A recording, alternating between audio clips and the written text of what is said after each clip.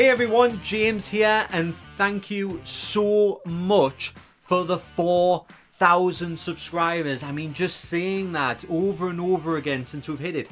4,000 subscribers, which I know in the world of YouTube isn't a massive number, but in the homemade TCG community and to me personally, that is a massive number. I mean, could you imagine all of us in one room together? Bloody hell, it's going to get hot.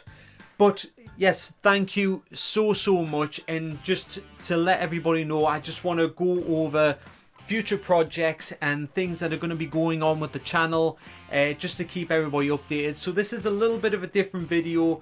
I'm going to just try and keep it short and sweet. So let's just rattle off a few things. So as you will probably already expect, the TCG R&D videos and the Talk TCG videos will continue over time. You know, they've been some great content. I've got a lot of positive feedback from it, a little bit of negative feedback, but that's YouTube. You know, we just take the good with the bad.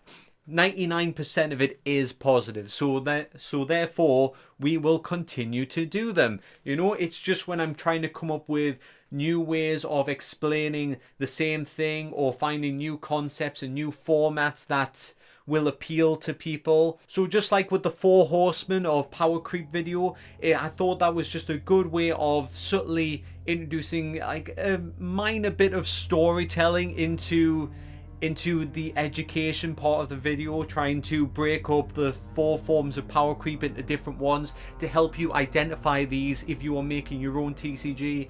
I thought that was a fun concept.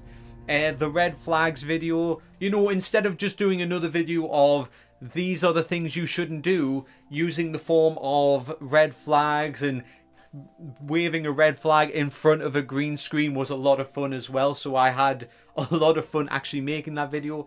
So trying to expand on the Talk TCG videos by creating more fun scenarios is quite good. I'm not sure how far I would go with that, but it's just definitely something that I seem to be enjoying more doing. So if anybody has any ideas for concepts, put them in the comment section below, because I always appreciate the input. Thank you. Now, moving on to the TCG podcast idea that I floated about at the start of the year.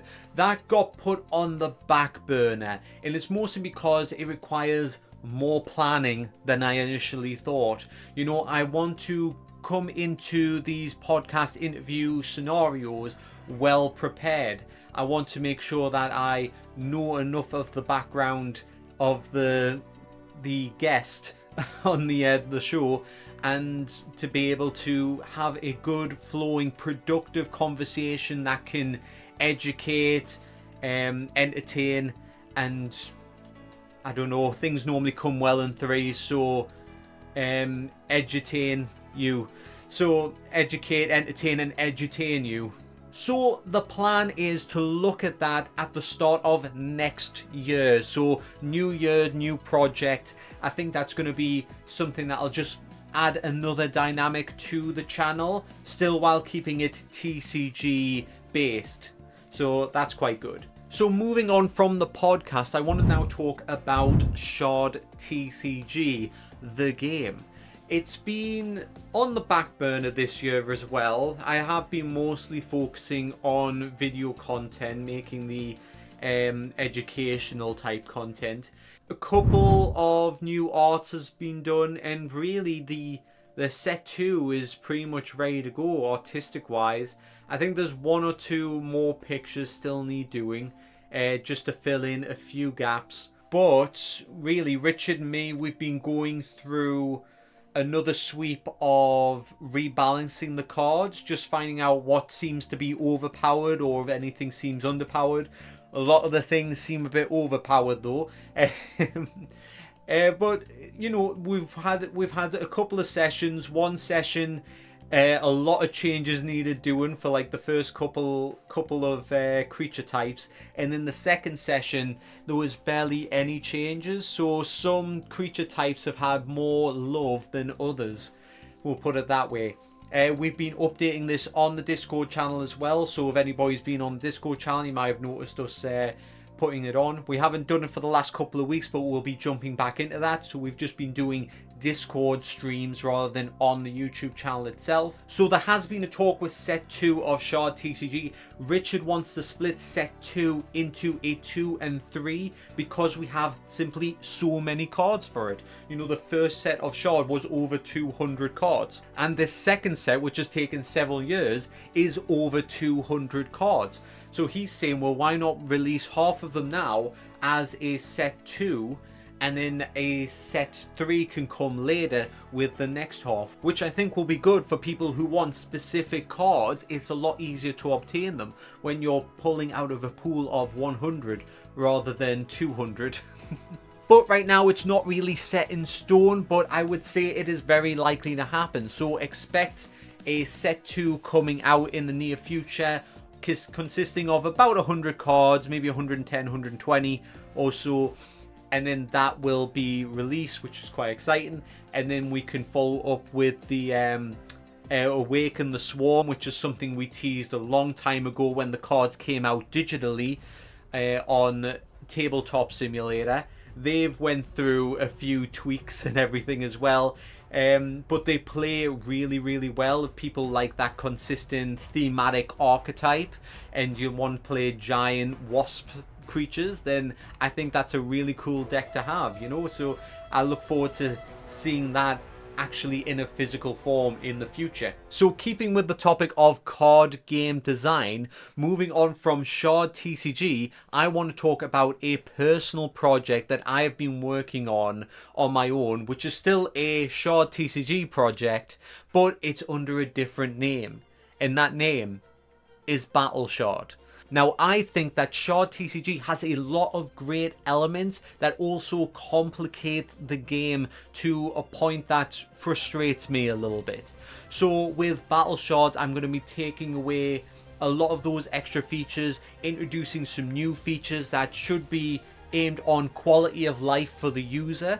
Even the design of the Shard creatures are going to be different. In Shard TCG, we went for like semi-realistic creatures, you know, things that you could actually picture to be real. In this one, we've gone slightly more cartoony, a little bit more exaggerated features, and a little bit more expression on the faces as well, so you can almost get a better feeling of what the creatures are thinking. The creatures have more character, and this was one of my main visions for starting Battle Shard. I wanted creatures with a little bit more character, something that when you see the card, you can find it more easy to be attached to that card. And with Battle Shard's feature changes and art style changes, I believe that I will be able to release sets much faster than I would be with Shard TCG.